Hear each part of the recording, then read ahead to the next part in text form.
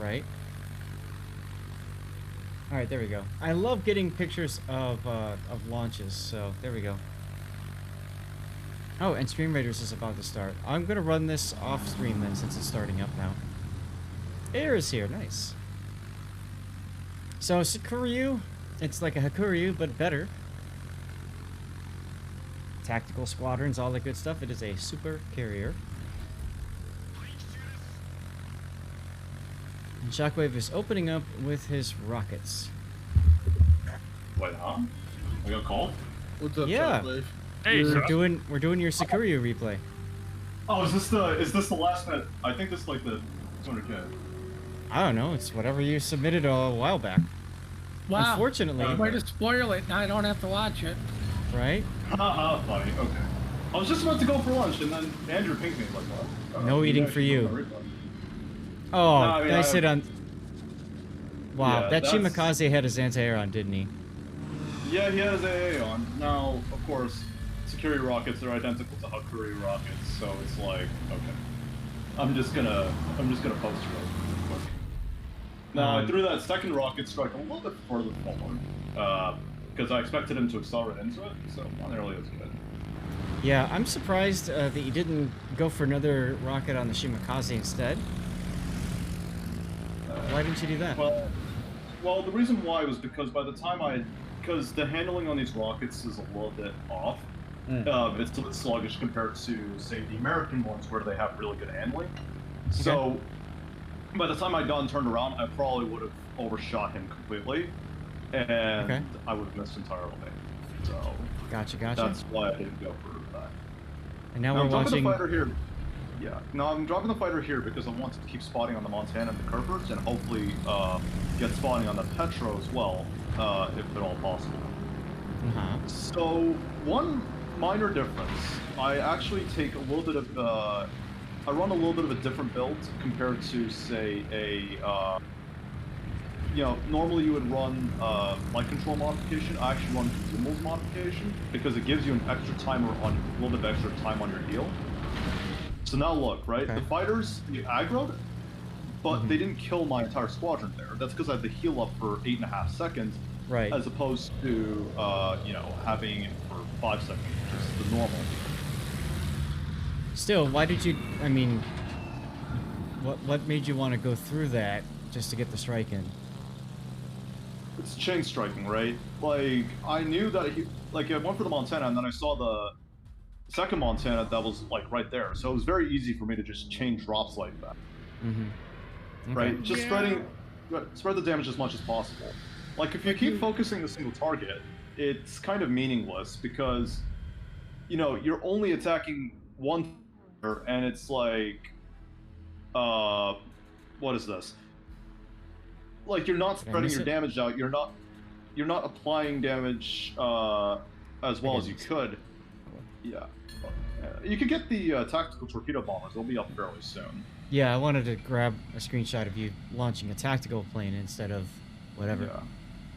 Yeah, so these tactical rockets are you're throwing 6 rockets that do 7,800 damage with 71 millimeters of penetration, whereas this throws 18 rockets, but they're only, they only have 30 millimeters of penetration and 3150 alpha. Why aren't you trying to help kill the Hayate here? Well, because he's kind of stuck between a rock and a hard place. There's the Moin Yang, Harugumo there. Like, he's gonna go down. He's gonna take a lot of... Like, he's gonna go down here. Like, there's no point in me sending in a squadron just to deal with that.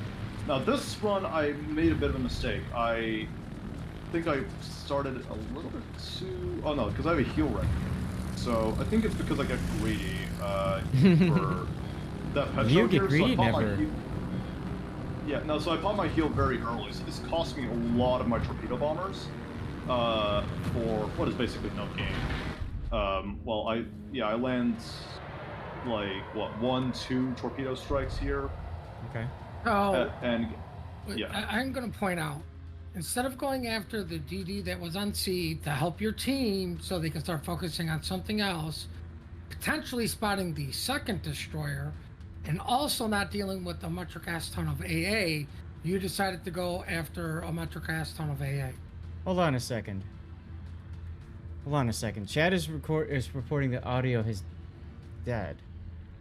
Can you guys confirm? Oh, I got this. Yeah, audio's dead. Yeah. Okay. Something's odd. Yeah. Well, It's Twitch being just to- Twitch. Well, just to clarify very quickly there, Puddin, like, I knew that Hayate was dead, so, like, why bother going? Because it's not dead until it's dead. Well, yeah, well, it's like, I already know that he's going to die. So, like, why would I worry about it? Like... Right. Have you ever played random battles where everybody stops shooting something because it's already dead? Well, yes. But, like This I'm is a random saying, battle. is there are 2 surface ships spotted. So if you fly over there, you're dealing with less AA, potentially dealing with ships to get rid of or damage to where your team can finish them, so everybody can move on with their lives.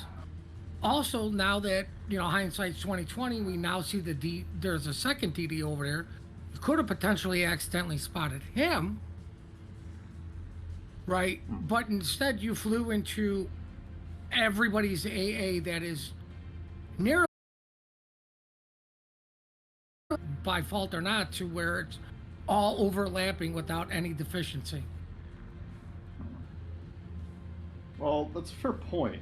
But at the same time, though, I mean, it's just knowing that there's way more ships over there that can deal with whatever's, over there than whatever's on the side of the map that I'm attacking. So that extra influence not only takes away my ability to keep consistent spotting on the A side of the flank, it also takes away my team's ability to set up crossfires on the A side of the flank where it's absolutely more necessary, as opposed to, say, the other side of the map, where there's already crossfires and there's already a lot more ships there. And it's way more easy for me then to, like, say, deal with that without me, compared to, Why, you don't have anybody shooting the ships at the A side, do you? Right? Yes. You're the only one doing damage over there, right? Like, Well, that's great. I like that you're supporting the weak flank, but if the weak flank don't want to shoot anything you're doing, my opinion, your best bet is help the strong side win faster, because now you're going to get all that HE spam on the A side flank, which is where a lot of their AA is confined to. Well, okay, this is where I'm going to have to disagree with you, because my mentality is spread the field, make sure that the damage that's being applied is consistent throughout the map, and it's not just overly concentrated to one side of the map where, let's just assume you're strong, because what if your strong side doesn't push through, and what if your weak side collapses faster than your strong side? So you spread damage out and make sure that, so you put the damage where it's necessary. My voice right? works. I'm just letting them talk. I mean, I don't really have anything else to say other than spread the field, because my mentality is spread the field, do damage where it's absolutely necessary, rather than, bolster flank that I already know is going to play. So hence I go with that. Okay, so this whole discussion was essentially you saying you're going to spread damage out, Puddin saying he should go where? Puddin saying I should focus on the strong flank and finish that off, but if I don't focus on the weak flank, the strong flank is going to get overwhelmed by if our weak flank collapses, because our weak flank's already collapsing very quickly. So I might as well impact the weak flank as much as possible by dealing as much damage as possible on that weak flank, rather than, say, for example, just going to target the strong flank and then realizing, oh, my entire team is dead on the weak flank and I'm going to get overrun. Why not go after the Yamato pushing in, who's alone, who has no AA That's support? exactly what I was going to say. That's what I'm going to do next, because that's why I brought out the AV bombers, because I know that my Janon's in trouble there, so of course I'm going to focus out that Yamato that's solo on the flank. Well, in the middle of the map. By the way, have you ever watched Star Trek Next Generation? No? No? Well, I should, but I haven't. Okay. You just remind me of a character from it right now. Okay, so why didn't you torpedo the Yamato with your tactical bombers instead of going, you know, dropping the Montana there? He wasn't exactly giving me the best angle. These tactical torpedo bombers, they don't lose that much accuracy, but they're very poor handling because they go like as fast as they do, they go 330 knots. So by the time I got in the turn in, he would have seen me already, and by the time I got to the turn in, he would have turned bow in. These dive bombers, however, I mean, he basically gave me a free lunch. So that's one citadel. Very easy. I'm just going to loop back and take a second citadel here. Well, give him a little more of a beating. The zone's not getting smaller. Is that a Sekiryu thing? It could be a replay thing too. It's a replay thing. And Pockington, as for your question, yes, I do have proximity fuse on my build for the Sekiryu.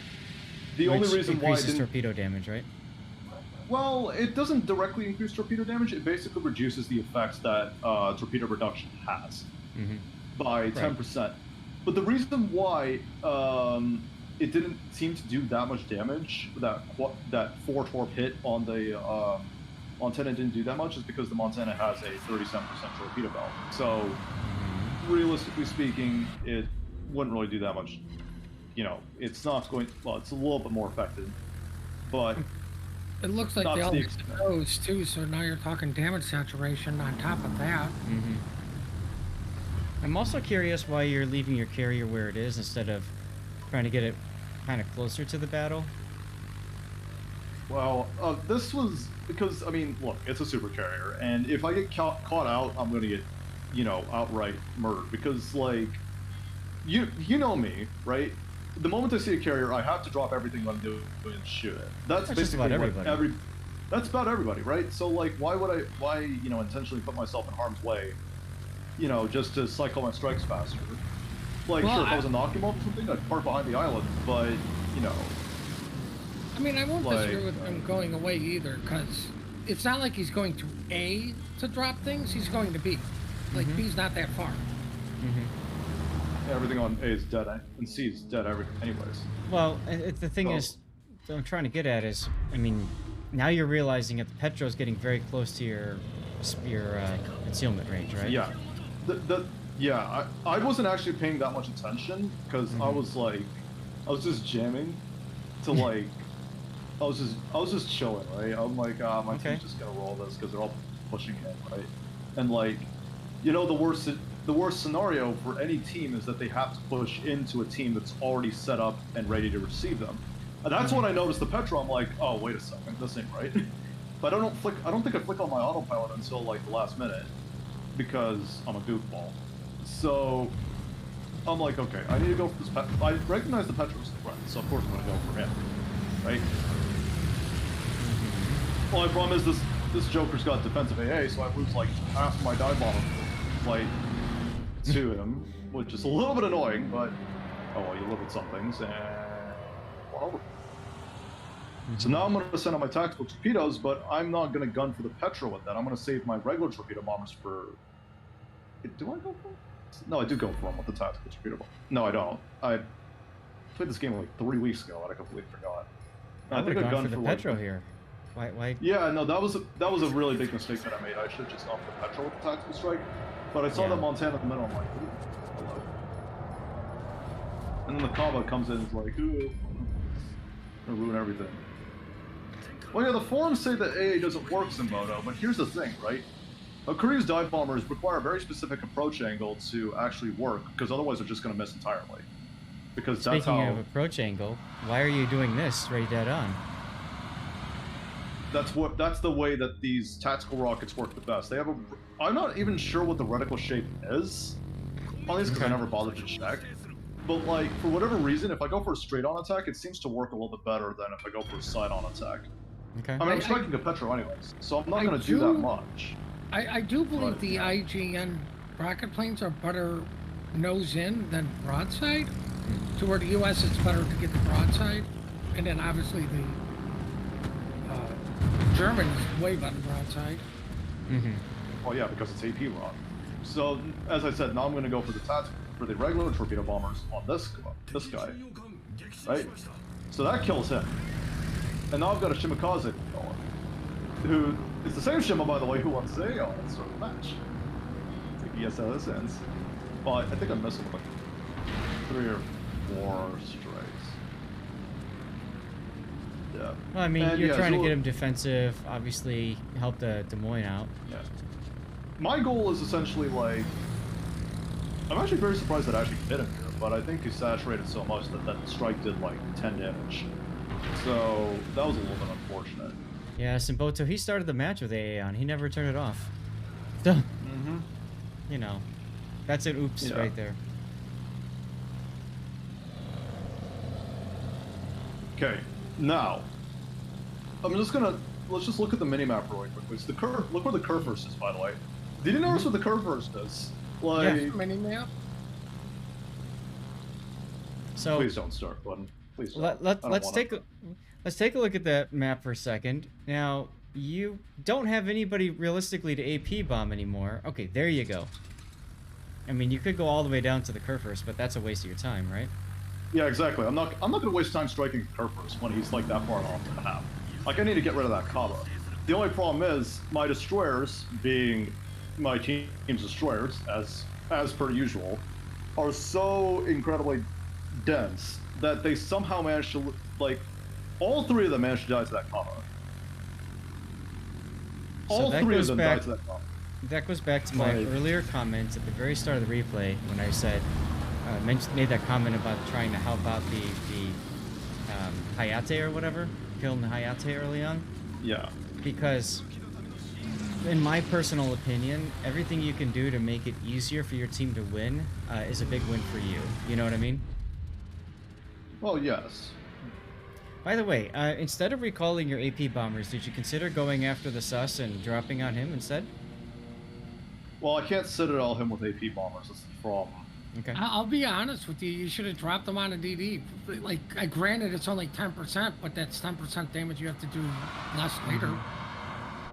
Right? Like, sadly, you're at the point where you need to focus somebody and just make them your biatch.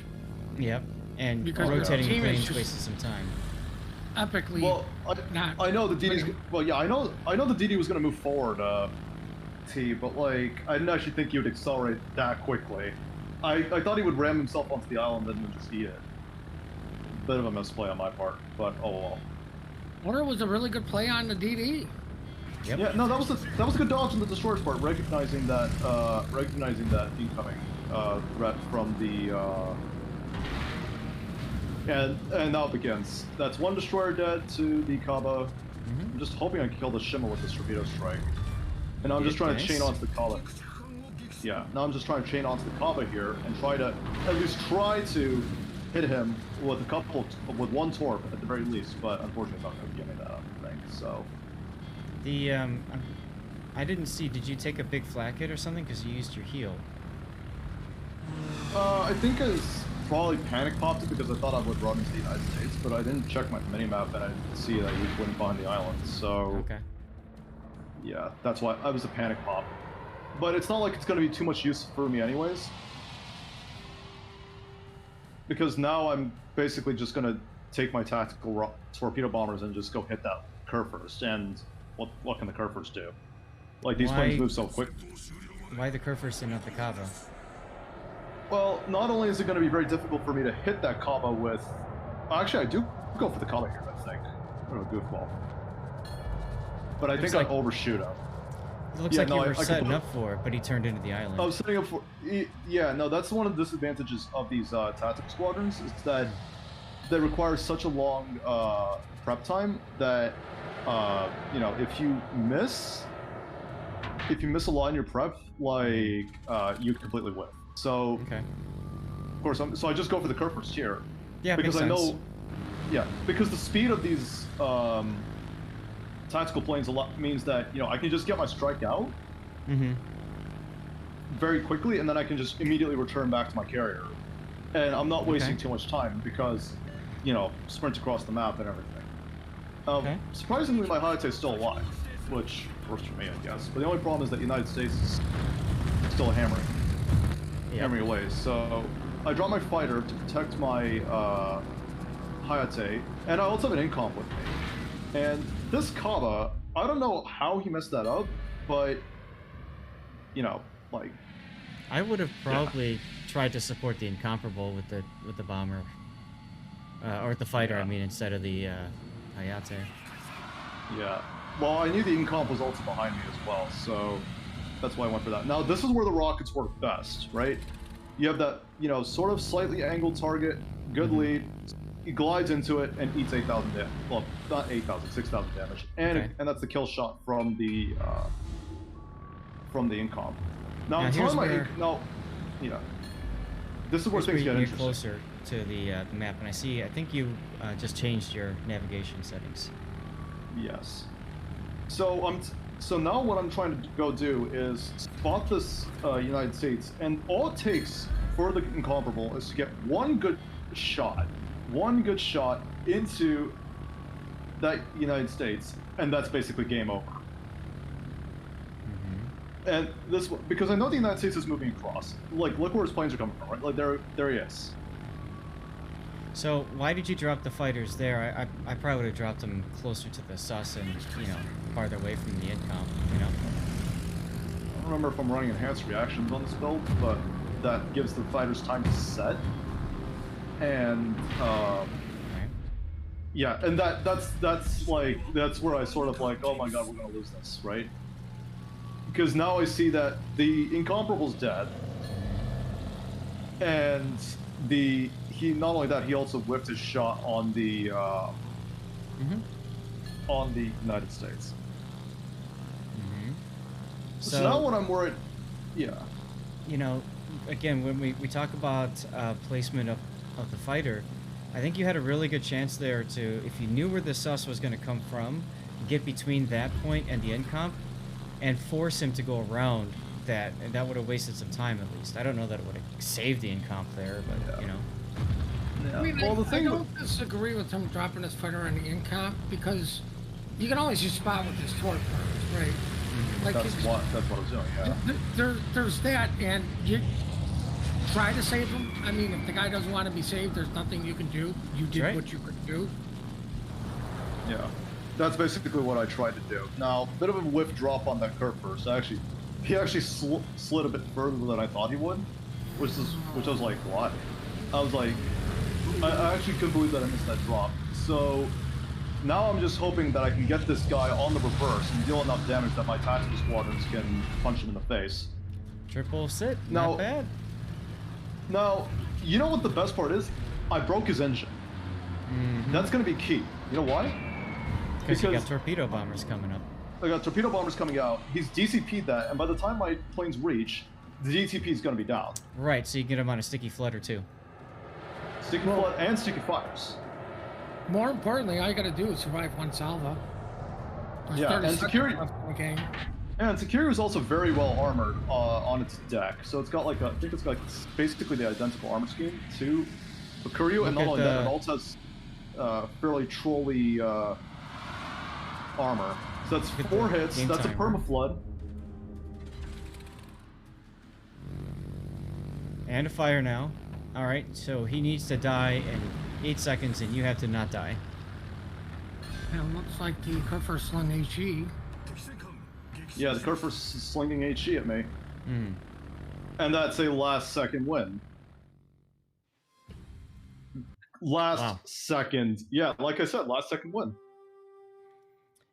So Howitzer saying that low of a drop and you got 3 citadels on him?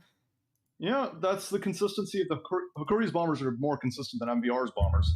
Like, if I was in an MVR in that situation, I probably would have thrown that game. But